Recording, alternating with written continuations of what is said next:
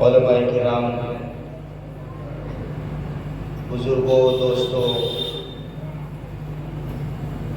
اور مائک کی آواز کے ذریعے سے سماعت کرنے والی ماں اور بہنوں، السلام علیکم ورحمۃ اللہ وبرکاتہ۔ الحمدللہ کفا والصلاة والسلام علی محمد المصطفى، اما بعد فاعوذ باللہ من الشیطان الرجیم، بسم اللہ الرحمن الرحیم۔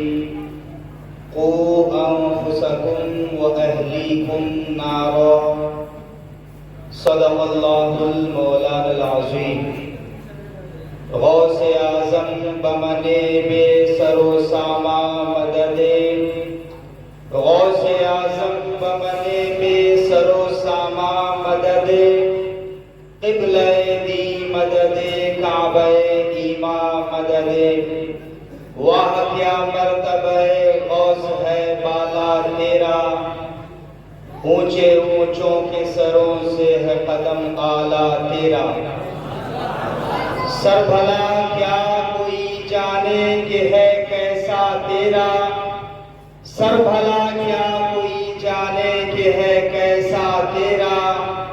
اولیاء ملتے ہیں آنکھیں وہ ہے تلوہ تیرا، اولیاء ملتے ہیں آنکھیں وہ ہے تلوہ تیرا۔ حاضرین محفل، سب سے پہلے آپ لوگ مبارکباد کے قابل ہیں کہ آپ لوگوں نے اس عظیم شخصیت، اس عظیم ہستی کی بارگاہ میں خراج عقیدت پیش کرنے کے لیے اتنی عظیم محفل کا انعقاد کیا ہے۔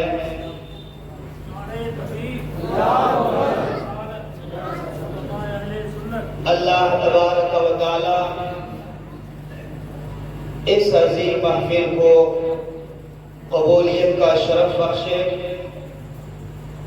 اور ہم سب کے لیے اس محفل کو ذریعہ نجات اور دنیا میں کامیابی کا سبب بنائے۔ محترم حاضرین،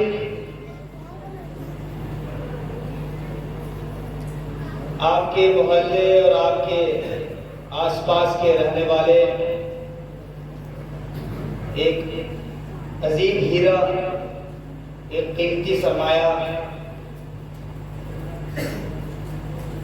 حضرت حافظ و قاری ڈاکٹر کیف رضا صاحب قبلہ کی مہربانیاں ہیں کہ ہم یہاں پر حاضر ہوئے ہیں۔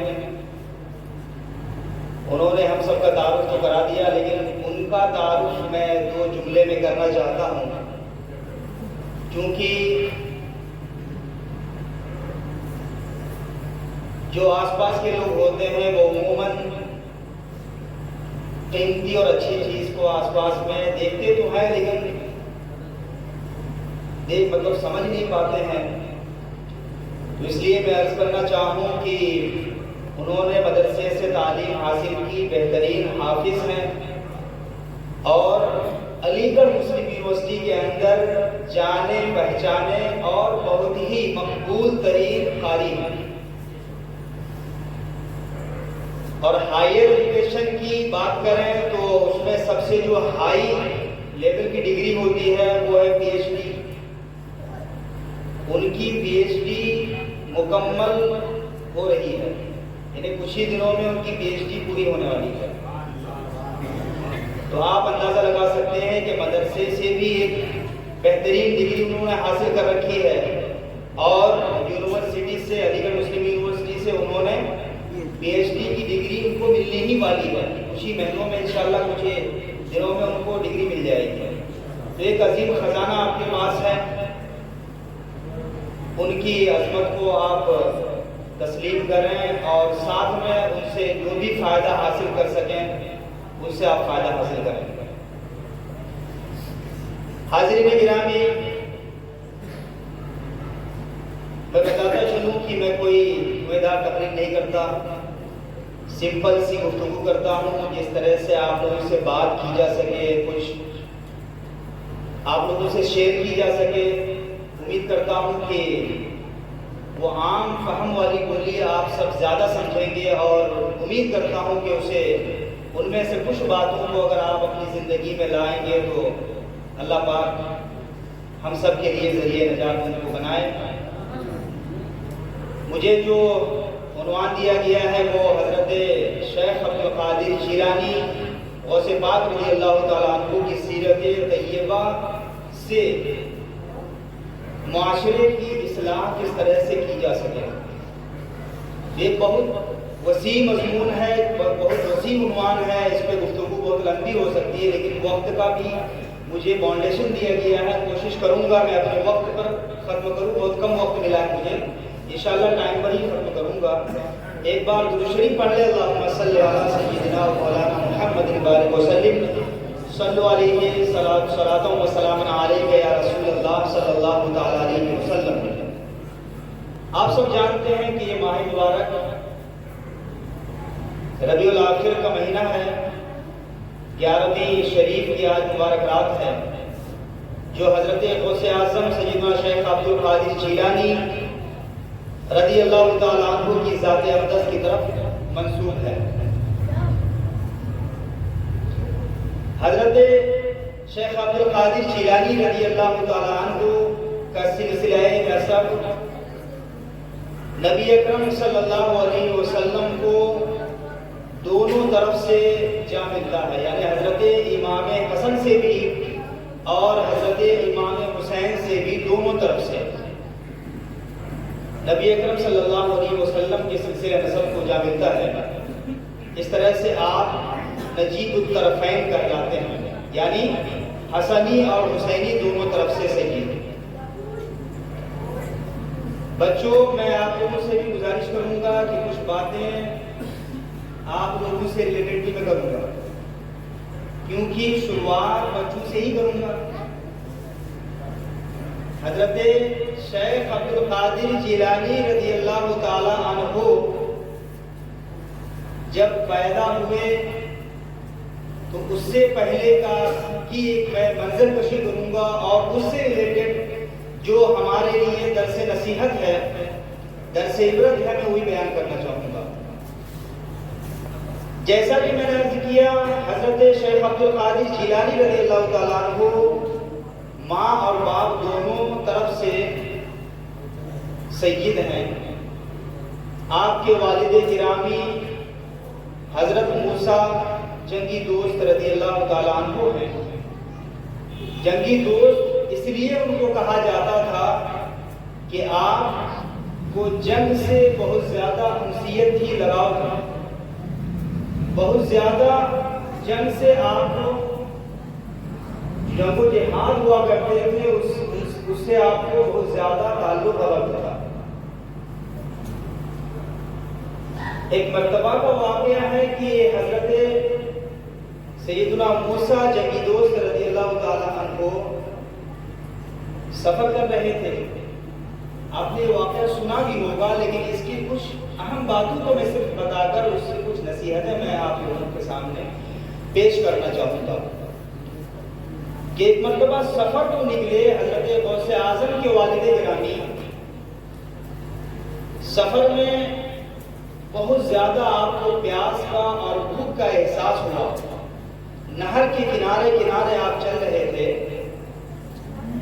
اسی بیچ میں آپ نے دیکھا کہ نہر کی طرف سے، نہر سے ایک سیب بہتا ہوا آ رہا ہے، ایک پھل بہتا ہوا آ رہا ہے۔ بھوک کی شدت تھی، آپ نے وہ پھل نہر سے اٹھایا اور اسے کھا لیا، بھوک تو مٹ گئی۔ اب آپ نے سوچنا شروع کیا، غور کیا آپ نے کہ یہ سیب تو میں نے کھا لیا، لیکن اس سیب کا مالک، اس پھل کا مالک کون ہے؟ یہ سیب کس کا ہے؟ یہ میرا تو سیب نہیں تھا، تو میں نے اسے کھا لیا، اس سیب کا مالک کون ہے؟ چنانچہ اس سیب کے مالک کا پتہ لگانے کے لیے آپ نہر کے کنارے کنارے چلتے رہے، چونکہ انہوں نے سوچا کہ نہر سے جب آیا ہے تو کہیں نہ کہیں اس پھل کا درخت اور اس کا باغیچہ نہر کے قریب کہیں ضرور ہوگا۔ چلتے چلتے کافی دور چلے تو دیکھا ایک باغ ہے جو نہر سے بالکل قریب ہے. اس باغ میں داخل ہوئے تو دیکھا کہ ایک بوڑھے شخص اس باغ کے اندر ہیں. آپ ان کی بارگاہ میں جاتے ہیں اور عرض کرتے ہیں کہ حضور مجھ سے ایک غلطی ہو گئی ہے، اگر آپ معاف فرما دیں تو اللہ تبارک و تعالی ہمیں معاف فرما دے گا. پوچھا بتاؤ کیا غلطی ہوئی ہے؟ عرض کی کہ میں نے ایک آپ کے باغ سے ایک سیب بہتا ہوا جا رہا تھا، میں نے کھا لیا. تو شخص نے فرمایا کہ آپ کو میں اس وقت تک معاف نہیں کروں گا جب تک کہ آپ میری خدمت میں 10 سال تک خدمت میں نہ گزاریں. فری میں، مفت میں 10 سال تک میری خدمت کریں گے، تب جا کر کے آپ کو معاف کروں گا. آپ قبول کرتے ہیں اور 10 سال تک آپ ان کی خدمت کرتے ہیں. جب 10 سال پورا ہو جاتا ہے، 10 سال کا ایک عظیم عرصہ پورا ہو جاتا ہے، عرض کرتے ہیں کہ میرا تو ٹائم ختم ہو گیا، میں نے خدمت کی اور فری میں نے خدمت کی. تو اس شخص نے فرمایا کہ نہیں، ابھی بھی معاف نہیں کروں گا، ایک شرط اور ہے. اور وہ شرط یہ ہے کہ میرے پاس ایک لڑکی ہے، میری بیٹی ہے، اس سے تمہیں شادی کرنی ہوگی تب تمہیں معاف کروں گا. لیکن اس بیٹی کی، اس لڑکی کی خصوصیت یہ ہے کہ وہ بہری ہے، اندھی ہے، گونگی ہے، وہ بول بھی نہیں سکتی، وہ سن بھی نہیں سکتی، وہ دیکھ بھی نہیں سکتی، وہ لنگڑی بھی ہے اور ہاتھ سے پیر سے ہر طرح سے معذور ہے. اس سے تمہیں شادی کرنی ہے. دوستو، اگر آپ میں سے کسی کو اس طرح کے خصوصیات گنائے جائیں، ہم میں سے کسی کو بھی، کیا ایسی لڑکی سے کوئی شادی کرنے کو تیار ہوگا؟ ہرگز نہیں. لیکن حضرت سیدنا موسیٰ جنگی دوست رحمت اللہ تعالیٰ علیہ بالکل تیار ہو جاتے ہیں اور فرماتے ہیں، عرض کرتے ہیں کہ آپ کی ساری شرطیں ہمیں منظور ہے، آپ مجھے چاہے جیسے بھی ہو آپ معاف کر دیں، جس بھی طرح سے ہو. نکاح ہوتا ہے. شب زفاف کے لیے جب پہلی رات میں کمرے میں داخل ہوتے ہیں تو دیکھتے ہیں کہ حسین خوبصورت سی لڑکی بیٹھی ہوئی ہے. جب آپ نے دیکھا فوراً دروازے سے قدم باہر کرتے ہیں اور اس بوڑھے سے شخص سے عرض کرتے ہیں کہ حضور آپ نے جو کہا تھا لنگڑی ہے، بہری ہے، گونگی ہے، لیکن وہ تو سب ساری چیزیں صحیح ہے، آپ اس کے پاس ہم نے بھیجا، کس لڑکی کے پاس آپ نے بھیج دیا مجھے؟ ارشاد فرمایا کہ میں نے جو کہا تھا گونگی، بہری یا اندھی میں نے کہا تھا، وہ دراصل اس اعتبار سے تھا کہ انہوں نے کبھی بھی اپنی زبان سے کوئی بھی غلط بات، جھوٹ بات نہیں بولی ہے. اس نے اپنی آنکھوں سے کبھی بھی کوئی غلط چیز نہیں دیکھی ہے، کوئی بھی اپنے کانوں سے کوئی غلط چیز انہوں نے نہیں سنی ہے. تو اس اعتبار سے کہ انہوں نے اپنے اعضائے بدن سے، اپنی باڈی پارٹ سے اس نے کبھی بھی کوئی گناہ کا کام نہیں کیا ہے، اسی اعتبار سے میں نے اسے لنگڑی اور اس طرح سے میں نے اس کی عیوب گنائے تھے. اور میں نے سوچا تھا تمہیں آزمانے کے لیے کہ شاید تم بہک جاؤ گے اور تم ان شرائط کو تم قبول نہیں کرو گے. لیکن میں نے تمہیں اسی وقت آزما لیا تھا کہ اس بہترین صفات کی مالک میری بیٹی کے لیے تم ہی اس کے قابل ہو. اس طرح سے بہترین اور اچھے انسان ہمیں کوئی بھی دنیا میں نہیں مل سکتا کہ ایک سیب کھانے کے بدلے میں 10 سال تک کوئی کسی کی فری میں خدمت کرے اور اس کی ساری شرائط کو معاف کرنے کے لیے صرف اور صرف قبول کر لے گا. محترم دوستو، ان عظیم دونوں شوہر اور بیوی کی جب نسل سے پیدا ہوتی ہے ایک عظیم شخصیت جن کا نام حضرت شیخ سیدنا عبد القادر جیلانی غوث اعظم رضی اللہ تعالیٰ عنہ کی ذات گرامی پیدا ہوتی ہے. محترم دوستو، روایتوں سے معلوم چلتا ہے کہ حضرت غوث اعظم رضی اللہ تعالیٰ عنہ کی جب ولادت ہوتی ہے تو آپ کی والدہ کی عمر اس وقت 60 سال کی عمر ہوتی ہے. اس پہ میں بات کروں گا. جو واقعہ ابھی میں نے عرض کی اس واقعے سے ریلیٹڈ کچھ سبق آموز باتیں ہم سب کے لیے. سب سے پہلی بات یہ ہے کہ آج اس پرفتن دور میں ہر طرح سے ہمارے لیے حرام رزق، ہر مقام پر ہر لمحے میں ہمارے لیے حرام رزق اویلیبل ہے. ہر مقام پر اور ہر کام میں، چاہے کوئی مزدوری کر رہا ہو یا چاہے کوئی بزنس کر رہا ہو یا چاہے کوئی دکان چلا رہا ہو یا کوئی ٹیچر ہو یا کوئی تعلیم حاصل کر رہا ہو یا کوئی آرگنائزیشن چلا رہا ہو یا کوئی امام ہی کیوں نہ ہو یا کوئی عالم دین یا حافظ قرآن ہی کیوں نہ ہو یا کوئی عام پبلک ہی کیوں نہ ہو، ہر مقام پر حرام رزق ہمارے لیے اویلیبل ہوتے ہیں. اور انہی حرام رزق کی وجہ ہے کہ آج دنیا سے برکتیں دن بدن اڑتی جا رہی ہیں. اب غوث پاک رضی اللہ تعالی عنہ اور آپ کی اولاد، آپ کے آبا و اجداد کے ذکر اور بیانات ہر سال ہمیشہ ہر وقت کرتے رہتے ہیں، لیکن کچھ چیزیں ہمیں اپنی زندگی میں بھی ڈھالنے کی ضرورت ہے. دوستوں،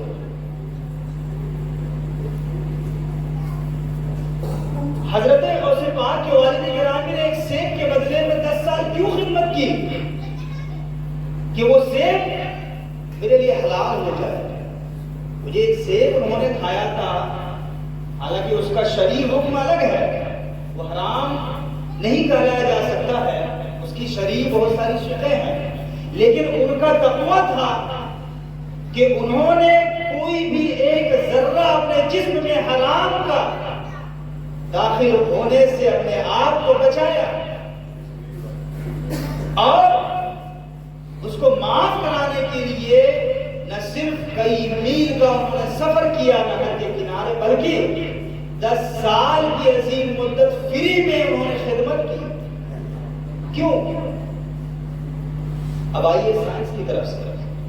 تو تھوڑا بہت سائنس کے بارے میں میں نے پڑھا ہوں، جانتا ہوں.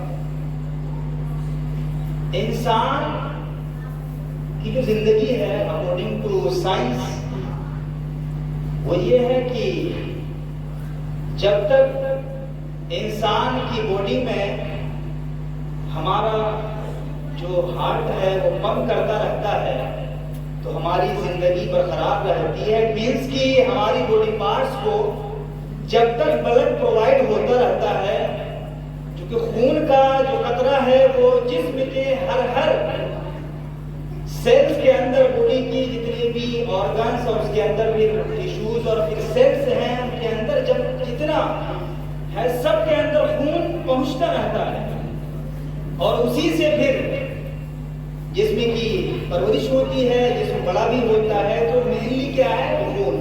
خون بنتا کس سے ہے؟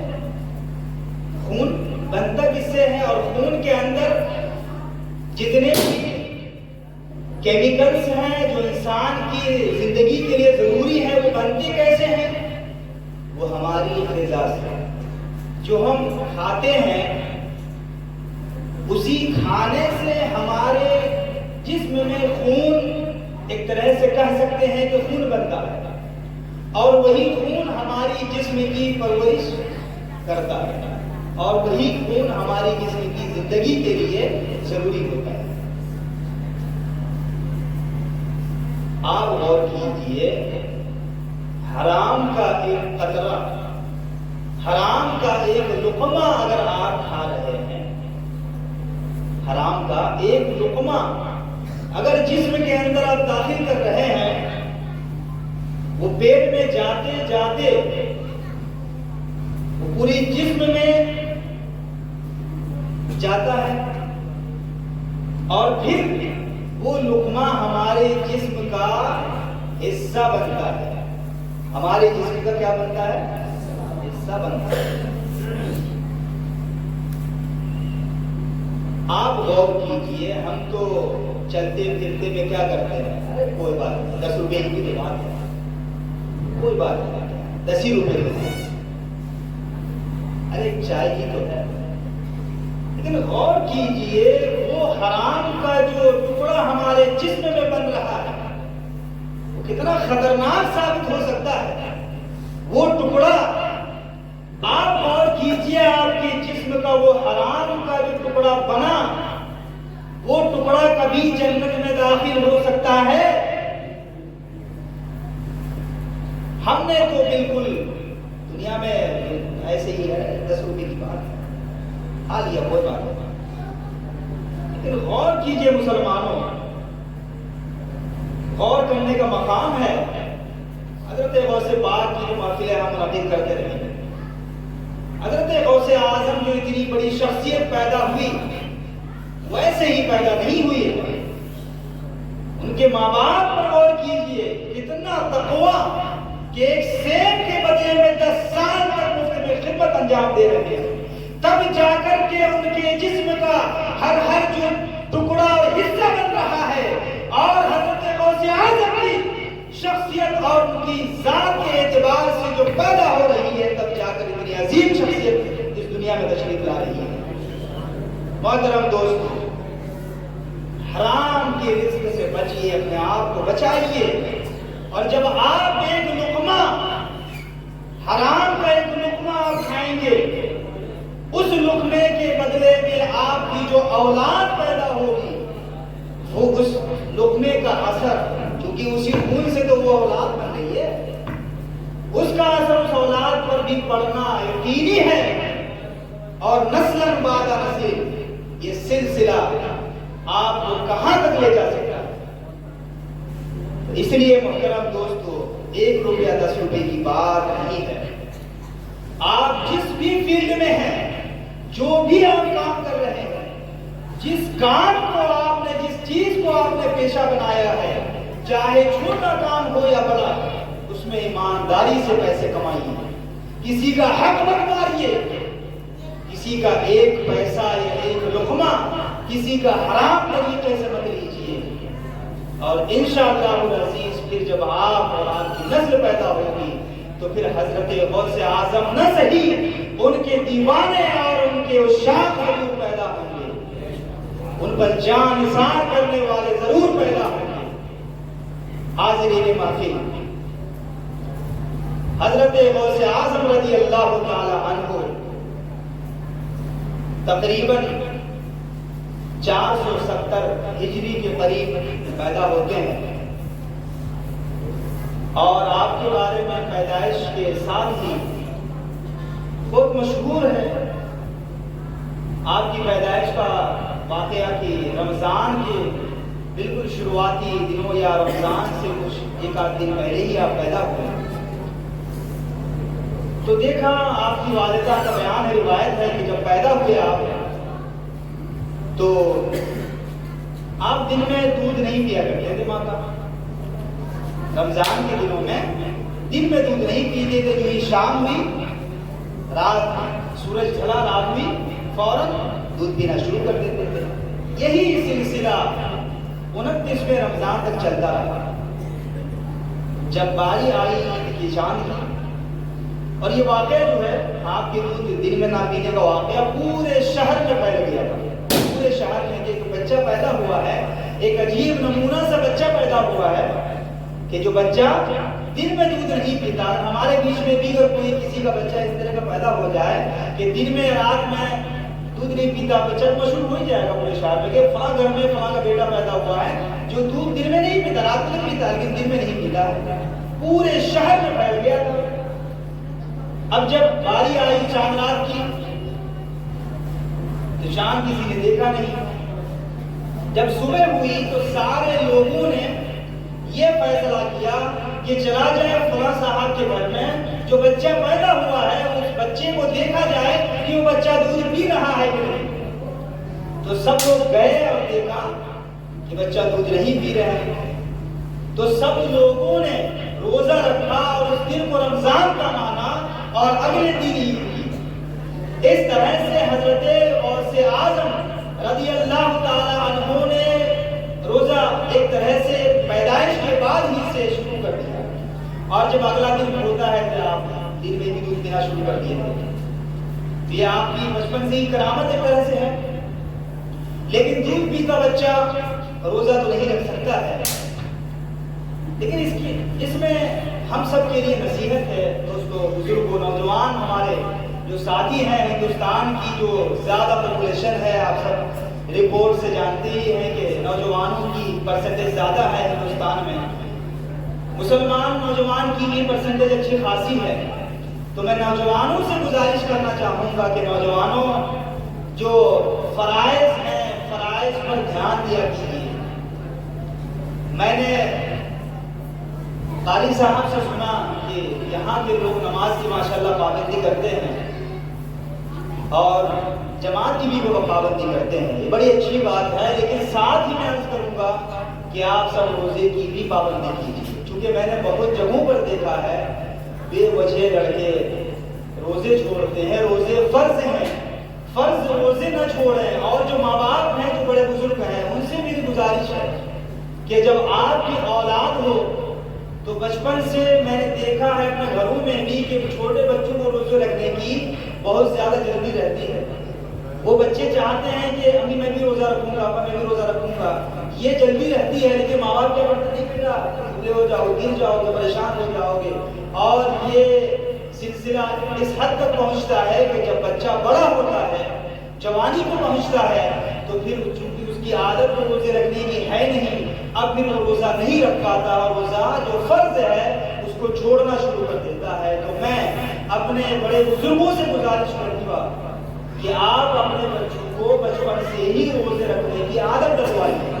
جب زیادہ چھوٹا ہو تو ظہر کے بعد سے ان کا روزہ رکھوائیے، جب اور بڑا ہو جائے دن میں ایک بار کھلا کر روزہ رکھوائیے، جب اور بڑا ہو جائے 7 سال 8 سال کا ہونے لگے تو ان کو ہفتے میں ایک بار روزہ رکھوائیے، جب اور تھوڑا بڑا ہو جائے تو پھر ہفتے میں 4 روزے رکھوا دیجیے، ایک دن چھوڑ کے روزہ رکھوائیے، جب بالغ ہو جائے تو سختی سے روزہ رکھوائیے، اس طرح سے عادت بنوائیے۔ اسلام کی جو تربیت کا طریقہ ہے، اللہ کے رسول صلی اللہ علیہ وسلم نے اپنی امت کی جو تربیت فرمائی ہے اسی طرح سے فرمائی ہے۔ ایک بار کی کسی بھی شخص پر کوئی چیز مسلط نہیں کی ہے اسلام نے۔ نماز کا بھی یہی سلسلہ ہے، نماز میں بھی یہی سسٹم ہے کہ جب 7 سال کا بچہ ہو جائے تو اسے نماز کا حکم دیا جائے، جب 9-10 سال کا ہو جائے تو اس پر سختی کی جائے، اور جب بچہ بالغ ہو جائے تو پھر ہلکی سی چھڑی کا بھی استعمال کیا جائے۔ نماز کے لیے حکم کیا ہے؟ ہلکی سی چھڑی کا بھی استعمال کیا جائے۔ تو محترم دوستو، نمازوں کی سب پابندی کریے اور اپنے بچوں کو نماز کا عادی بنائیے، روزے کا عادی بنائیے۔ نماز کی جب بات آ گئی، میں ایک چیز اور عرض کرتا چلوں، چونکہ اصلاح معاشرہ بھی حضرت غوث اعظم رضی اللہ تعالی عنہ کی سیرت کے سلسلے میں یہاں پر ذکر کرنا مقصود ہے۔ حضرت غوث اعظم رضی اللہ تعالی عنہ جب تقریباً 16 سے 18 سال کی آپ کی عمر ہوئی تو آپ نے علم کے لیے بغداد شریف کا رخ کیا، علم حاصل کرنے۔ اس سے پہلے حافظ ہو چکے تھے، آدھے حافظ، تقریباً 18-20 پارے کا حافظ آپ پیدائشی تھے، اور بھی جو بچا تھا 7 قرات کے ساتھ آپ نے بچپن میں ہی حفظ کر لیا تھا، اور پھر فقہ اور شریعت، اور جو فقہ کا علم ہوتا ہے، شریعت کا علم ہوتا ہے، اس کو حاصل کرنے کے لیے آپ تقریباً 18-16 سال کی عمر میں بغداد کا رخ کیا۔ آپ نے کچھ ہی سالوں کے اندر شریعت کا علم مکمل کر لیا، پھر اس کے بعد طریقت کے لیے دوسرے مشائخ کا آپ نے رخ کیا۔ اس طرح سے علم، فضل اور تقوی و طہارت کی اور شریعت کی اور اسی کے ساتھ ساتھ تصوف کی سارے علوم کو آپ نے، طریقت کے علوم کو بھی آپ نے حاصل کر لیا۔ اس کے بعد آپ کے شیخ نے آپ کو ایک اپنا جو مکتب تھا، جو مدرسہ تھا، وہ مدرسہ آپ کو سونپ دیا، آپ اسی مدرسے میں پڑھانے لگے۔ کچھ ہی دنوں میں آپ کا جو مدرسہ تھا اتنا زیادہ مشہور ہوا کہ اس مدرسے میں بیٹھنے کی جگہ نہ رہی، علم حاصل کرنے والوں کی جگہ نہ رہی۔ بہت زیادہ مدرسے کو وسیع کرنا پڑا، بہت زیادہ اس کو پھیلا دیا گیا، لاکھوں کی تعداد میں آپ سے علم حاصل کرنے والے لوگ آنے لگے۔ آپ ساتھ میں نماز بھی پڑھاتے تھے، امامت بھی کرتے تھے، اور درس وعظ و نصیحت بھی کرتے تھے اور پڑھاتے بھی تھے، یہ سارے کام آپ کرتے تھے۔ یہاں پر میں عرض کروں کہ ایک بات بہت چلی ہوئی ہے کہ مسلمانوں کے حالات بہت خراب ہیں، اور واقعی میں ہم جب دیکھتے ہیں عالمی پیمانے پر، نہ صرف ہندوستان کے لیول پر بلکہ پورے عالمی پیمانے پر، تو مسلمانوں کی حالات واقعی بہت خراب ہیں۔ اس کی کئی وجوہات ہیں، جس میں علم کی کمی، مسلمانوں کی یونٹی کی کمی، اتحاد کی کمی، اور ساتھ میں پیسوں کی بھی کمی ہے۔ بہت جگہوں پہ ہندوستان میں اگر دیکھا جائے علم کی بھی کمی ہے، لیکن ان سب کے ساتھ ساتھ ایک اور چیز ہے جس کی وجہ سے مسلمان اس وقت پوری دنیا میں پریشان ہیں، اور وہ وجہ یہ ہے کہ مسلمانوں نے علماء کو، جو شریعت کے علماء ہیں، علماء کو اور اپنے اماموں کو وہ درجہ دینا چھوڑ دیا ہے جو ملنا چاہیے۔ حقیقت یہی ہے، چونکہ میں نے مدرسے میں پڑھائی حاصل کی، یونیورسٹی میں بھی تعلیم حاصل کر رہا ہوں، اور عام لوگوں سے جو یونیورسٹی کسی لیول کے پڑھنے والے ہیں اور پڑھانے والے ان سے بھی ہمارا ربط رہتا ہے، اور ساتھ میں نے امامت بھی کی ہے اچھے خاصے دن، اور ساتھ میں نے مکاتب وغیرہ میں پڑھایا بھی ہے، تو اس لیے مجھے ان چیزوں کا تجربہ ہے۔ اماموں کے سلسلے میں اگر دیکھا جائے، معاف کیجیے گا اگر برا لگے تو آپ معاف کیجیے گا مجھے، لیکن جو حقیقت ہے اور ان حقیقتوں کو اگر بیان نہ کیا جائے تو پھر یہ چیزیں، ان چیزوں میں سدھار نہیں آئے گی، ان چیزوں جو ہماری کمیاں ہیں ان میں ان کمیوں میں دوری نہیں آئے گی۔ تو یہ حقیقت یہ ہے کہ اماموں کا جو ہم نے مرتبہ دیا ہے اس وقت، وہ یہ ہے کہ امام صاحب ہیں تو ہم جو چاہیں انہیں بول سکتے ہیں، جو ہماری فیملی میں جو جھگڑے ہو رہے ہیں میاں بیوی کے درمیان، بیوی کو تو ہم کچھ کہہ نہیں سکتے چونکہ وہ ہماری گھر کی مالکن ہے، وہ غصہ ہم آ کر کے اپنے امام پر ضرور اتارنے، جو کہیں نہ کہیں تو اتارنی ہے۔ تو امام صاحب بھی بچتے ہیں بیچارے 5 وقت کو، چونکہ امام صاحب کا سانا ہوتا ہے تو پھر یہی بچتے ہیں کہ بعض آ کر کے ہمیں اتارنا ہے۔ معاف کیجیے گا، یہ کوئی نیا سلسلہ نہیں ہے، یہ سلسلہ تقریباً آج سے تقریباً 1400 سال یا پونے 1400 سال پرانے یہ روایات ہیں جو ہمارے درمیان چلتے آ رہے ہیں۔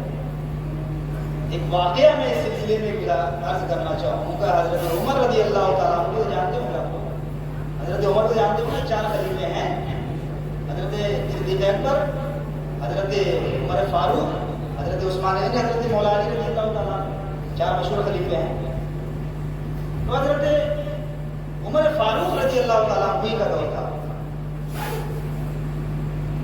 اور ان کے دور کے بارے میں آپ تو جانتے ہی ہیں کہ وہ دور بہت ہی سخت دور تھا، مطلب سخت اس حساب سے کہ حضرت عمر رضی اللہ تعالیٰ عنہ قانون کے اعتبار سے بہت ہی پختہ اور بہت ہی سخت تھا، کوئی کمپرمائز نہیں۔ اگر کوئی کمپلینٹ آیا تو اس پر جو قاعدہ قانون اصول ہے، رولز ہیں، اس کے مطابق عمل ہونا ہی ہے، یہ ان کا سسٹم تھا۔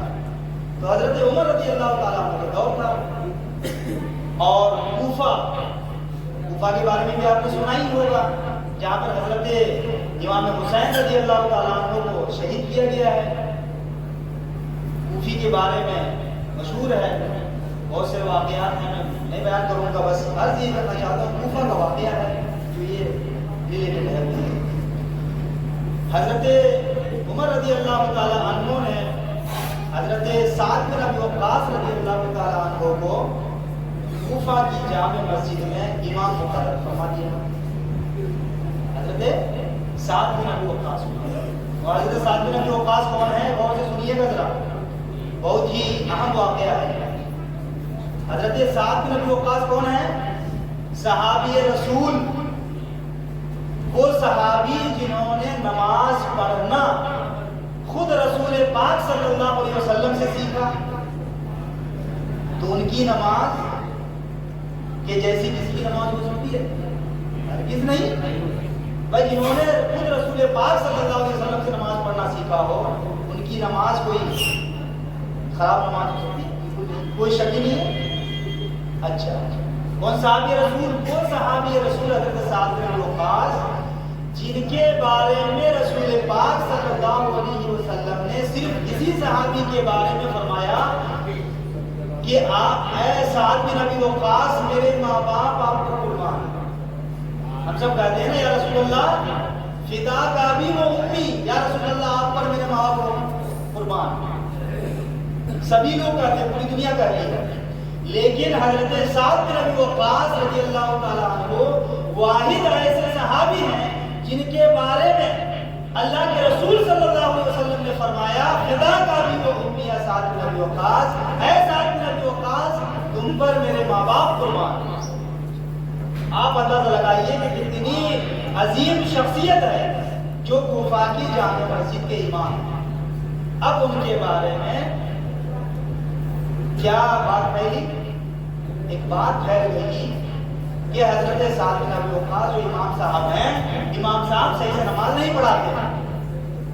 ایک کامن بات ہے، یہ بات ادھر بھی چلتی رہتی ہے کبھی کبھی، یہاں کی تو میں کہہ رہا ہوں، مطلب ایک کامن سی بتا رہا ہوں جو ہمارے مسلم معاشرے میں جو ایک بات ہے کامن، وہ یہ ہے کہ امام صاحب صحیح سے نماز نہیں پڑھاتے ہیں۔ یہ بات پھیل گئی حضرت سعد بن ابی وقاص کے بارے میں، اور یہ بات کوفہ میں پھیلی، اور یہ بات پہنچتے پہنچتے مدینہ پہنچ گئی۔ حضرت عمر فاروق رضی اللہ تعالیٰ عنہ کی خلافت کے دربار میں پہنچ گئی۔ حضرت عمر رضی اللہ تعالیٰ عنہ کو جب اس کی بھنک لگی تو آپ نے جانچ کے لیے 2 اور شخص کو بھیجا کوفہ۔ اس کی جانچ ہوئی، جن لوگوں کو بھیجا تھا انہوں نے پورے کوفہ میں گھر گھر جا کر کے سارے گھروں میں جا کے پوچھا، تو کسی نے بھی یہ بات نہیں کہی، کسی نے بھی یہ بات نہیں کہی کہ حضرت سعد بن ابی وقاص صحیح سے نماز نہیں پڑھاتے، کسی نے نہیں کہی۔ آخرکار مسجد کے بغل ہی میں ایک شخص تھا، اس گھر میں پہنچے تو اس شخص سے معلوم چلا، اس شخص نے کہا کہ یہ حضرت سعد بن ابی وقاص یہ صحیح سے نماز نہیں پڑھاتے ہیں، یہ جنگ کے لیے لوگوں کو آمادہ بھی نہیں کرتے ہیں، اور یہ شریعت کی صحیح سے پابندی نہیں کرتے۔ یہ 3-4 شکایتیں تھیں ان کی۔ جب یہ شکایت تھی یہ حضرت عمر فاروق رضی اللہ تعالیٰ عنہ کے دربار میں پہنچی، اور پتہ چلا کہ ہاں ایک شخص ہے جس کو یہ شکایت ہے۔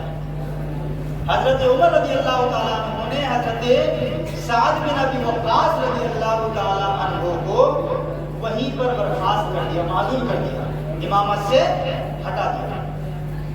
حضرت سعد بن ابی وقاص رضی اللہ تعالیٰ عنہ جو امامت کے عظیم منصب پر فائز تھے، جب انہیں ہٹایا گیا، آپ غور کیجئے گا باتوں پہ، کہ امام کو جب امامت کے منصب سے بلا وجہ اگر ہٹایا جائے تو کس قدر دل میں قلق پہنچتا ہے، تکلیف پہنچتی ہے۔ حضرت سعد بن ابی وقاص رضی اللہ تعالیٰ عنہ کے اس واقعے سے آپ سماعت کریں۔ حضرت سعد بن ابی وقاص رضی اللہ تعالیٰ عنہ کو امامت کے منصب سے جب حضرت عمر فاروق نے ہٹایا تو حضرت سعد بن ابی وقاص رضی اللہ تعالیٰ عنہ نے ایک جملہ ارشاد فرمایا، اے میرے اللہ، اگر اس شخص نے، تو جانتا ہے کہ اگر اس شخص نے اپنی شہرت کی خاطر یہ باتیں پھیلائی اور میرے خلاف آواز اٹھائی تو اے میرے اللہ اس شخص کو لمبی عمر عطا کرنا، لمبی عمر عطا کرنا، اور اسے اس دنیا میں ایسی ذلت دینا کہ پوری دنیا اسے یاد رکھے۔ حضرت سعد بن ابی وقاص رضی اللہ تعالیٰ عنہ سے ہٹ جاتے ہیں۔ اس کے بعد کافی زمانہ گزر گیا، کافی عرصہ گزر گیا، حضرت عمر کا دور ختم ہو گیا۔ جس شخص نے یہ بات پھیلائی تھی اس شخص کا حال یہ ہوا، روایت میں آتا ہے کہ اس شخص کا حال یہ ہوا کہ وہ شخص بہت لمبی عمر پائی اور وہ محتاج ہو گیا، اس قدر محتاج ہوا کہ وہ سڑکوں پر بھیک مانگنے لگا، اور صرف بھیک نہیں مانگتا تھا بلکہ جب راستے سے کوئی عورت یا کوئی لڑکی گزرتی تو اس عورت کو وہ شخص چھیڑتا۔ وہ بوڑھا شخص جس کے بھاؤں، جس کے بال، جس کی داڑھی، جس کی مونچھیں پک چکی ہیں، سفید ہو چکی ہیں، وہ شخص عورتوں کو راستے میں، شاہراہوں میں چھیڑتا تھا۔ لوگ اسے تانے دیتے تھے کہ اے بڈھے، تمہیں شعور نہیں، اتنی عمر ہونے کے باوجود تو عورتوں کو چھیڑتا ہے، تمہیں شرم نہیں آتی۔ وہ شخص ہاتھ جوڑ کر کرتا، عرض کرتا کہ میرے بھائیوں، میں جانتا ہوں کہ مجھے یہ سزا ملی ہے اللہ کی طرف سے، اور یہ مجھے ابو سعد بن ابی وقاص کی مجھے بددعا لگی ہے کہ میں اس قدر اس دنیا میں اس طرح سے جی رہا ہوں، یہ دراصل مجھے سعد بن ابی وقاص کی بددعا لگی ہے کہ مجھے لمبی عمر دی گئی ہے اور میں راستوں میں، شاہراہوں میں عورتوں کو چھیڑ رہا ہوں۔ محترم دوستو، اس واقعے سے مجھے ہرگز کوئی ڈرانا، کوئی دھمکانا یا پھر آپ لوگوں یہ سمجھے کہ وہاں صاحب آ کر کے آپ کو ڈرا رہے ہیں، ایسی کوئی بات نہیں۔ نہ حضرت سعد بن ابی وقاص رضی اللہ تعالی عنہ یہاں پر ہیں اور نہ اس طرح کی عوام، لیکن عرض یہ کرنی ہے کہ جس مسجد میں، جس امام کے پیچھے ہم نماز پڑھتے ہیں، اس امام کو وہ موقع دیں، اس امام کو مرتبہ دیں، وہ عزت دیں جو ایک امام کی ہونی چاہیے۔ امام مینس لیڈر، صرف نماز تک ہی حد نہ رکھیں۔ ایک امام کی نماز مقتدیوں سے 70 گنا زیادہ ہوتا ہے۔ ایک نماز اگر ہم اکیلے تنہا پڑھتے ہیں، اس کا ثواب، ایک فرض کا ثواب ایک ہے، اور جماعت سے پڑھتے ہیں تو اس کا 27 گنا ثواب مل جاتا ہے۔ اور امام کو کتنا ملتا ہے؟ جتنے مقتدی ہوتے ہیں ان سارے مقتدیوں کا 27 گنا امام کو جو ثواب ملتا ہے، ان سارے مقتدیوں کا 27 گنا ایک نماز کے بدلے میں ملتا ہے۔ تو محترم دوستو، امام کی شریعت نے، اسلام نے وہ مقام عطا کیا ہے، ہمیں بھی چاہیے کہ امام کی عزت کریں اور ان کی ضروریات کو پوری کریں۔ ابھی ریسنٹلی 2-4 دن پہلے کی خبر ہے کہ ایک امام نے مفلسی کی بنیاد پر، تنگدستی کی بنیاد پر ایک امام نے خودکشی کر لی، پنکھے پہ لٹک کر اپنی جان دی۔ خیر، یہ جان دینا اسلام میں جائز نہیں ہے، لیکن ضروریات بھی، ان چیزوں کو بھی سمجھنا چاہیے ہم عوام کو، علماء کی ضرورت کو آپ سب سمجھیں۔ کیونکہ ادھر سے ہمیں اشارہ ہو گیا ہے اور ٹائم بھی ہو چکا ہے میرا، تو اللہ تبارک و تعالیٰ کی بارگاہ میں دعا ہے کہ اللہ تبارک و تعالیٰ ہم سب کو حضرت غوث اعظم رضی اللہ تعالیٰ عنہ کے نقش قدم پر چلنے کی توفیق عطا فرمائے، اور انہوں نے اس دنیا میں جو بھی ہم سب کے لیے نصیحتیں، عبرتیں اور درس